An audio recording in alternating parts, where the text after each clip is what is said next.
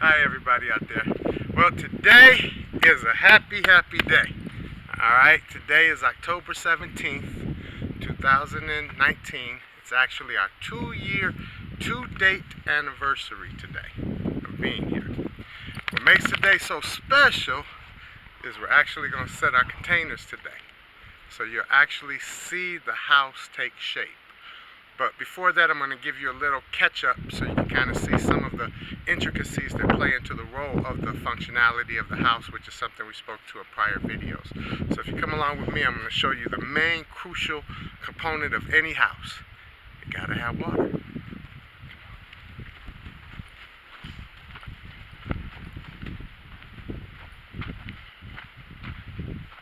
Okay, so this is our new water tank here, all right? Back here is the water well that was dug, right here, 940 feet deep. Basically, once we drop a pump down that pump will come up. Come around here, baby. The pump will come up, and it will, in essence, go to the top of this, go down with a pipe, and it'll keep this thing filled. This thing's about 2 feet in the ground, as it is. It comes around this way. We're going to build this up a little bit more so we don't have any water sloping right here.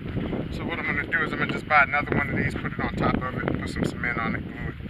But basically what you have in here is your mechanism that takes the water line to the pump house. Okay? That's a gate valve instead of a typical ball valve that a lot of people use out here. What I've kind of discovered is that when it gets cold, that PVC, if it's exposed and it got water, it'll crack. So this time I decided to go with brass fitting because I went with a ball valve when we first got here last year, and it did crack open. You have to take it all up and fix it. I don't want to do this when it comes to the house. So basically there's a line that comes underground here, about 2 feet deep. This is what's called the well pump house station. This is from the last video when you saw me digging. It's a little heavy, hold on.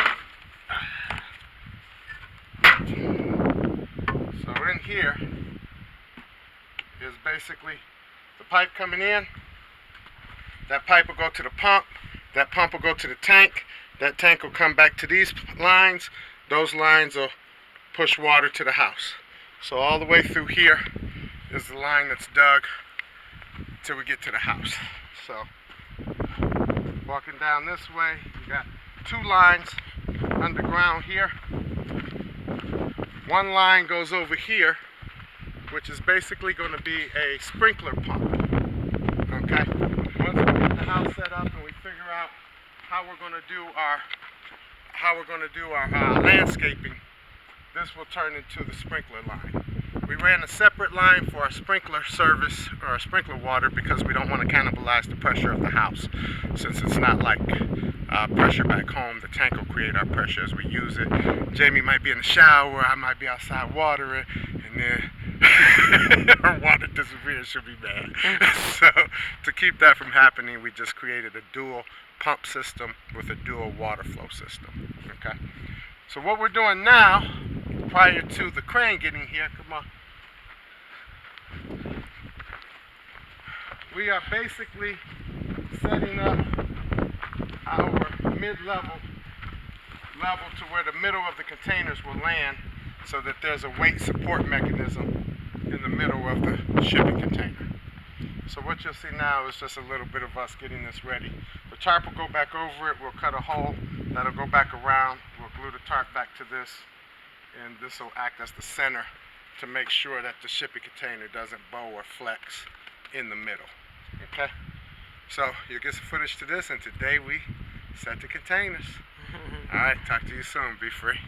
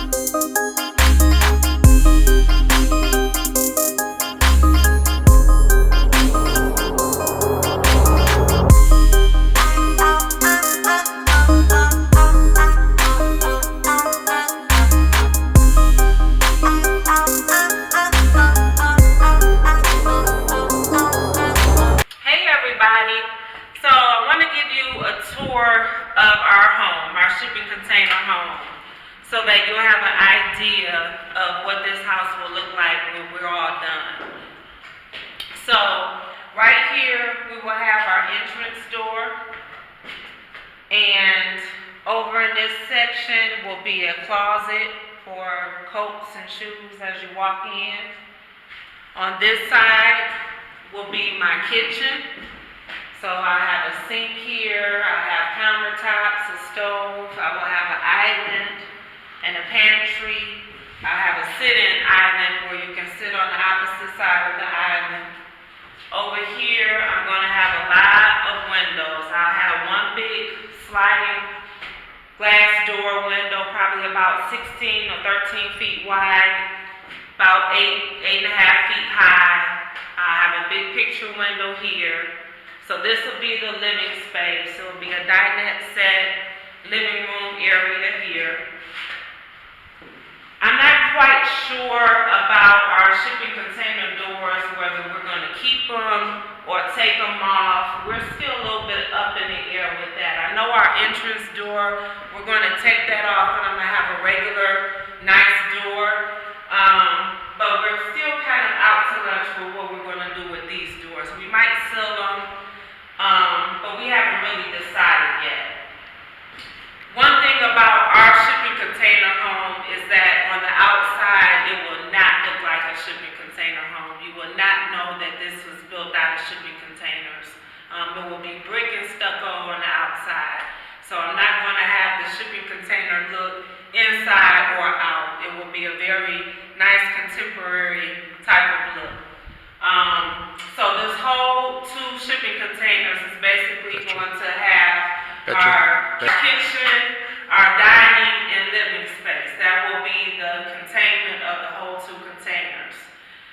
So right here is where we're doing a cutout to our bedroom. We're going to build our bedroom. We're not going to have our bedroom inside the container. So our bedroom is going to be a separate add-on addition to the home. And you will see us build that, do the foundation, and do the building. It'll be about a 24 by 20 foot room, which will contain the master bedroom and the master bath. We'll also have a half bathroom inside the containers.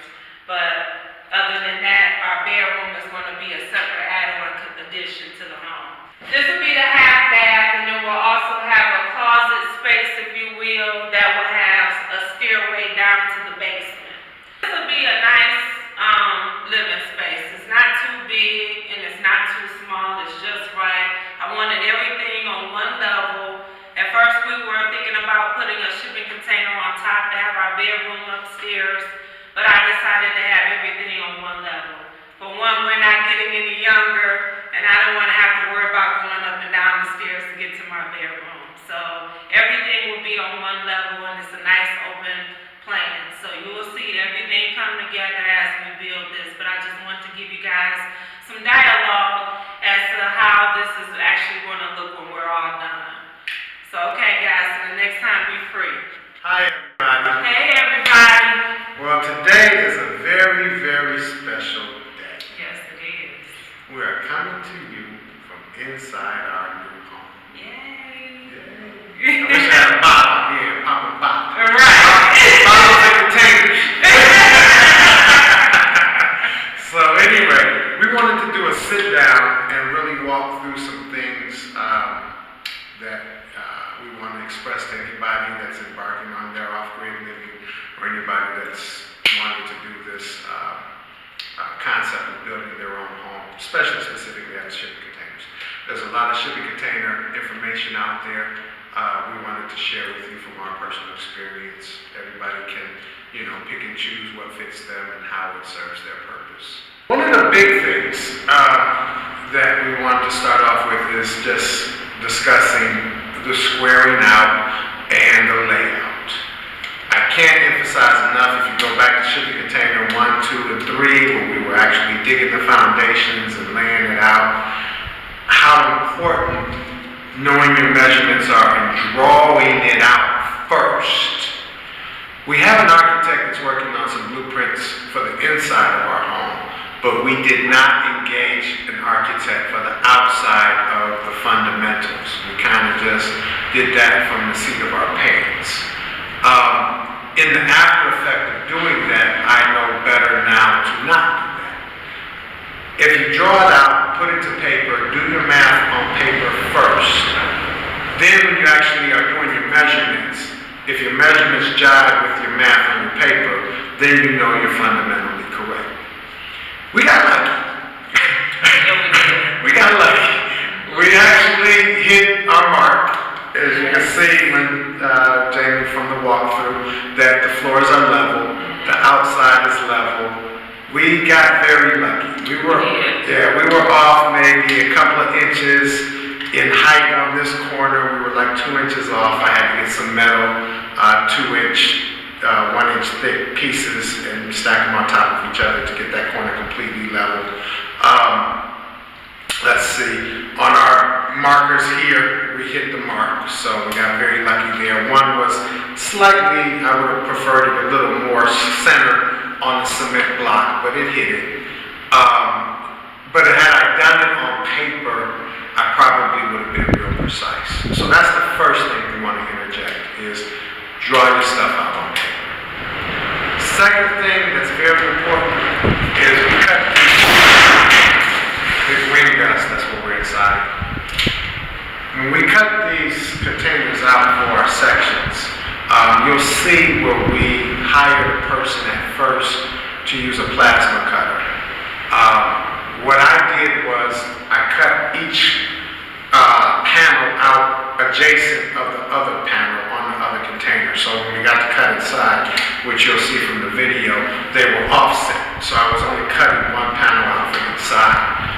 Do not underestimate the weight of these things, and if you cut the sections out before you pick them up with the crane, that could be very problematic. So don't do that. If anybody's thinking about shipping a container, do not cut out your complete section prior to lifting them. They become a lot flimsier and a lot more bouncier and movable once you start cutting the sections out.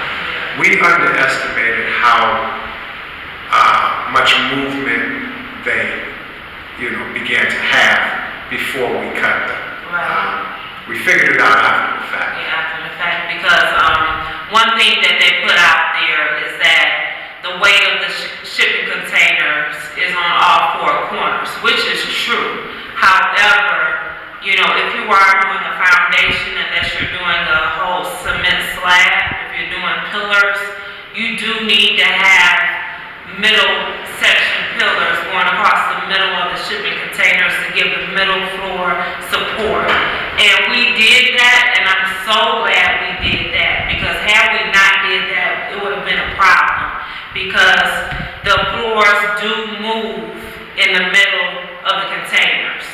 And we didn't know that would occur until we actually, got inside here and started finishing our middle cuts. It's like steel ain't gonna move. Right, but it does.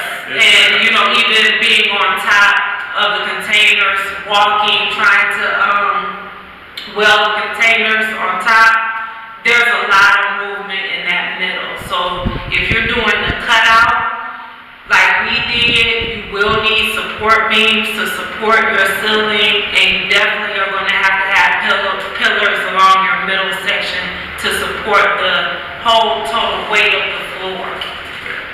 And that's something that we're glad we did, but we didn't think about that. We didn't know. We didn't understand the ramification of it. Right. And when you've never done this before, how would we know? How would we know? We don't work in the industry. We didn't do this kind of work before we embarked on this journey. So our basis did not exist. So this video is for those people who have no basis. If you already understand steel and you've already been working in the steel industry or welding or whatever, construction industry, then you got fundamentals. So what we're saying might be redundantly pointless to somebody at that level. So this message is really for people that were at our level, who sat behind a desk for 15 years, didn't own a pair of pliers before they moved off grid, which was me. So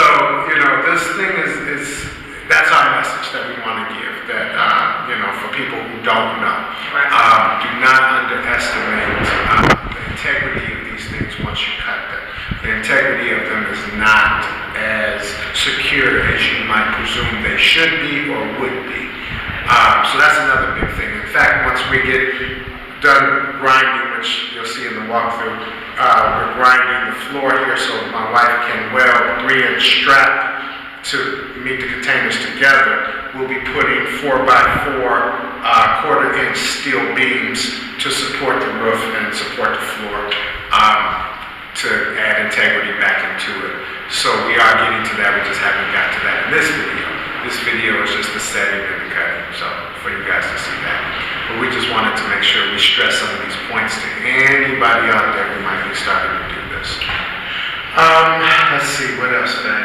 I think another big thing that we kind of conquered in doing this was our apprehension in dealing with metal and cutting it. Even though, you know, you saw last year that we took a welding class and we got pretty familiar with dealing with metal, we were very still apprehensive about cutting it. I mean, we really stressed, since we got these containers, how we were going to do the cutouts, what tool were we going to use, and what tool was capable of cutting the metal precisely without so much, you know, work and it being so difficult.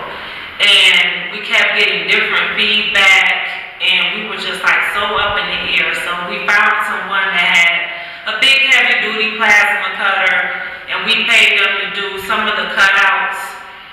But after that, you know, he wanted to do the rest of the work for us at a cost, of course, and do the welding. And I said, well, you know, we embarked on this whole thing, and we took those classes for a reason, and we have all the tools needed except for a big plasma cutter, of course. But we have the tools to do this cutout, so come on and let's try it. You know, let's not be scared to do it, you know. And so, you know, I guess my husband can attest to using a grinder to cut the rest of the steel. It was pretty scary. It's intimidating. It's intimidating. I would not let my wife use the grinder to cut. Right, he wasn't. She can do all the welding, but she's doing it. And she is not using a grinder. I kind of hold back on letting her use grinders and saws. I know, right? You won't let me use it. You don't want your wife running around here with one finger. Just not right. Look, remember when we moved out here, she had a finger missing. I know, right? When we moved here, she told us this whole story of her finger, and I was like, you are never using it. So, but no, I completely concur with what my wife is saying. Using the grinder is very intimidating. You just working with steel is intimidating. It is. So if you are doing this and you've never done it, you might want to take a welding class. You know, we look back at the classes we took now, and we find that they were very necessary. They were. They helped a lot with our state of mind. They helped a lot with just understanding. I really didn't want to cut these things out. I wanted to pay the plasma guy again. But my wife, as she said, no, the whole point of doing this is for us to do it. And she was right. So you'll see where we went from the plasma cutter scenario to us cutting it ourselves. And it wasn't bad once I got over my little initial apprehensive irritation of doing it. Once I got into my groove, I was cool. But it is intimidating. It really is. It is. So with all that being said, leave us any notes, any questions. We'll be more than happy to answer them. Any suggestions? We're at the stage where we'll be grinding. We're going to try to post these videos a little faster as we make them. So if there's any suggestions or anything anybody can offer, it gives us the opportunity to actually reflect on your suggestion and implement it if it definitively fits our purpose and what we're trying to accomplish. So we're going to try to be a little more faster in our turnaround time with some of these videos now. But until next time, be free. Be free.